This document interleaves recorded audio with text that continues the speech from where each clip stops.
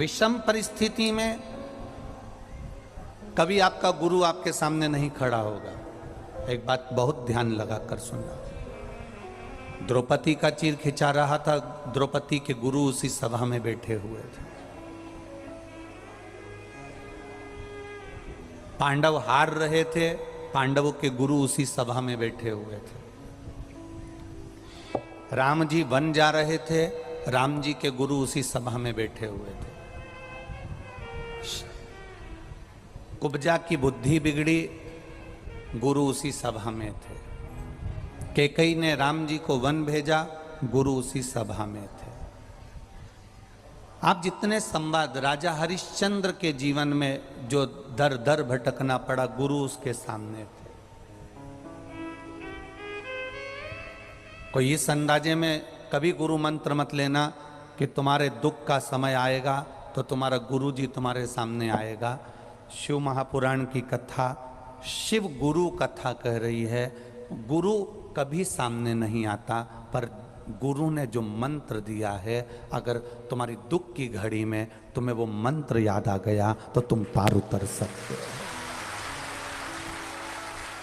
अब दुनिया के लोग क्या करते हैं कि जब दुख की घड़ी आती है, जब संकट की घड़ी आती है, जब तकलीफ की घड़ी आती है, तो गुरु जी को ढूंढते हैं। हम गुरु जी को हमारे घर ले आएंगे तो हमारा संकट टल जाएगा।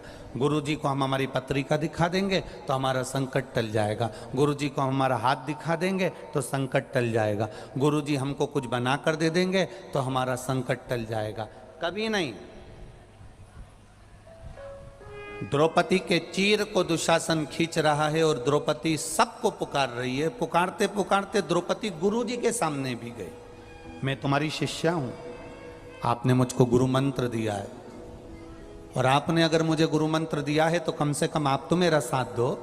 गुरु जी ने एक ही बात कही, इस सभा में जितने बैठे हैं कोई तेरा साथ नहीं देगा, तेरा गुरु भी तेरा साथ नहीं देगा, पर गुरु ने जो तुझे मंत्र दिया था द्रौपदी, उसको पुकारना चालू कर, वो तेरा साथ है।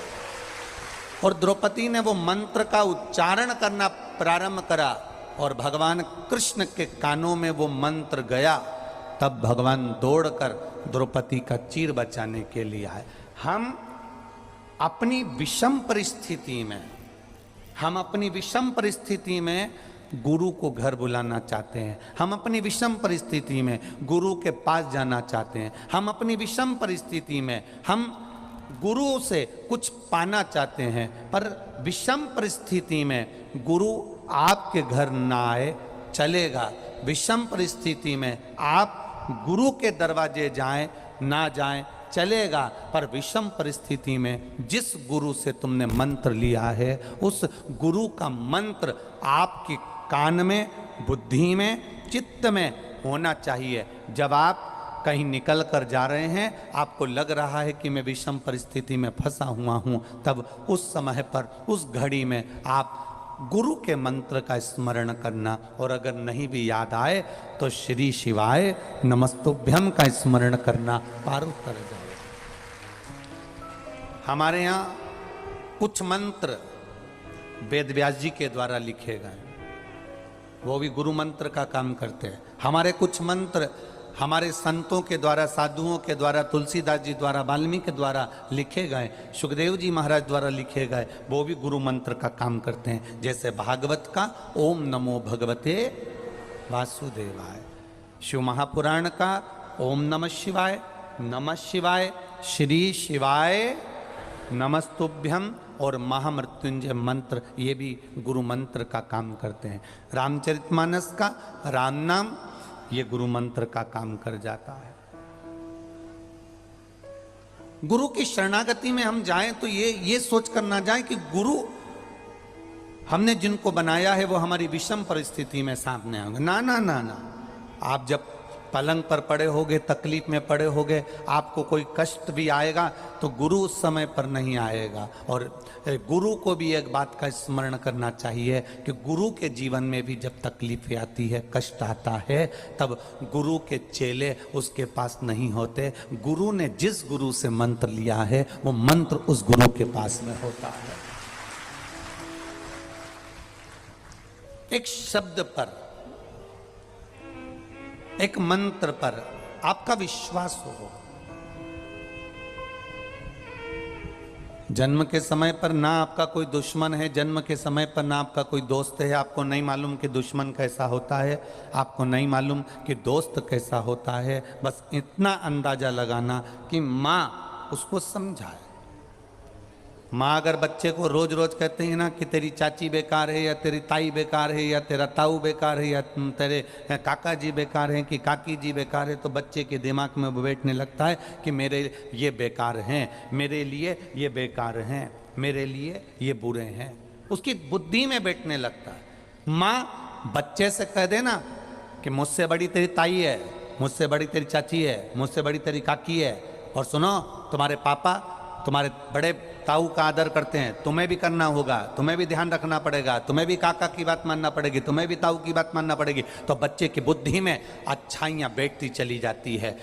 दुशासन दुर्योधन ने एक बार माता गांधारी से पूछ लिया था, माँ आखिर बात क्या है जो हमें ये पांडव अच्छे नहीं लगते?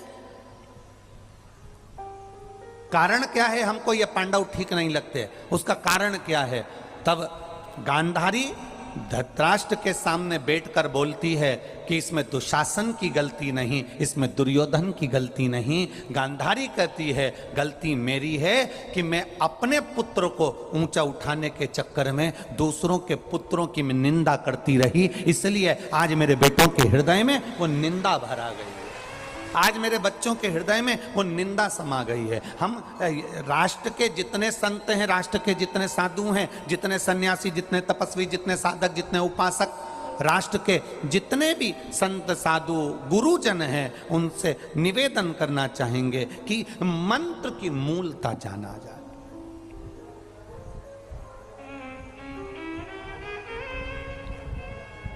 बहुत ध्यान देना। जब आपके घर में शादियां हुई होगी ना, किसी की बारात निकली होगी, तो बारात निकलते समय पूरे घर के रिश्तेदार दूल्हे के आगे होते हैं कि दूल्हे के पीछे होते हैं? बोलो बोलो, जम के बोलो। आगे। जब बारात निकलती है, बारात निकलते समय दूल्हे के आगे सारे रिश्तेदार चलते हैं, और जब कोई मरता है तो मरने के बाद में सारे रिश्तेदार अर्थी के आगे चलते हैं कि पीछे चलते हैं?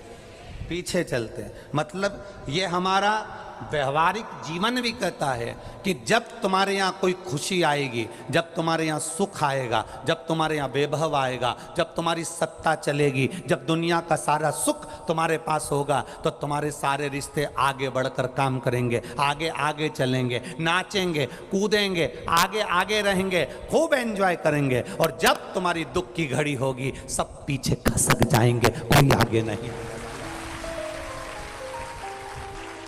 यह हमारा व्यवहारिक जीवन कर रहा है।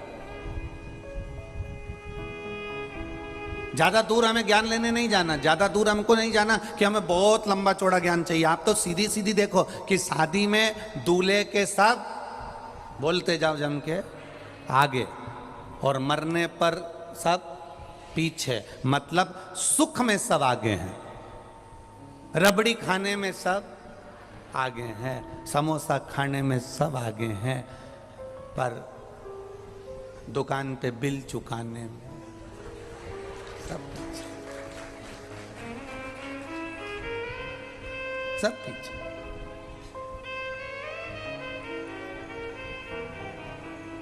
दो तरह के लोग होते हैं। एक जल्दी खा के होटल से बाहर निकल जाता है, और दूसरा जल्दी खा के होटल के काउंटर पर पहुंच जाता है। ले कितने का बिल बना, मैं कटा रहा हूं। फिर जो बाहर निकल गया वो बाहर से अंदर आकर, अरे मैं दे रहा हूं ना, तू रहने दे, मैं दे दूंगा, मैं दे दूंगा। अरे दे दूंगा क्या, देने वाला होता तो सबसे पहले जाके काउंटर पर खड़ा होता और दे देता, पर दे दूंगा दे दूंगा दे दूंगा दे दूंगा कर रहा, दे नहीं पा रहा। कठिन है, बहुत कठिन, बहुत कठिन। दो तरह के लोग हैं, एकदम गए और पैसा कटा दिया और एक दे दूंगा, मैं दे रहा हूँ। उसी तरह दो तरह के लोग हैं।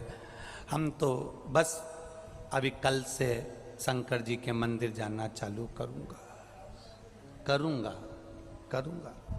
घर का लोग बोल रहा है मंदिर जाऊँगा, कल से जाऊँगा, फिर कल हो गया, कब जाऊँगा, पर बस कल जाऊँगा।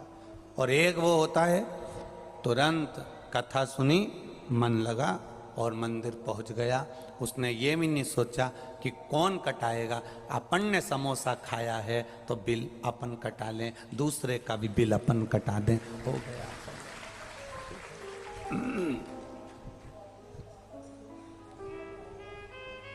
सुख में सब आगे हैं, दुख में सब पीछे है। सुख में सब आगे। आपके जीवन में जितनी भी सुख के समय आएगा, जितनी भी सुख की घड़ी आएंगी, सारे रिश्तेदार, नातेदार, कुटुंब, कबीले सब आगे होंगे। और तुम्हारे जीवन में जब दुख की घड़ी आएगी, सब पीछे चलेंगे और आगे चलने वाला केवल एक रहेगा और वो चिल्लाता रहेगा, राम नाम सत्य है। मतलब आखिरी में भी मंत्र ही मूल है, मंत्र के सिवा कुछ मूल नहीं है। मंत्र मूल है। और गुरु की करनी गुरु भरेगा, चेला की करनी चेला। गुरु और चेले में बड़ा अंतर है।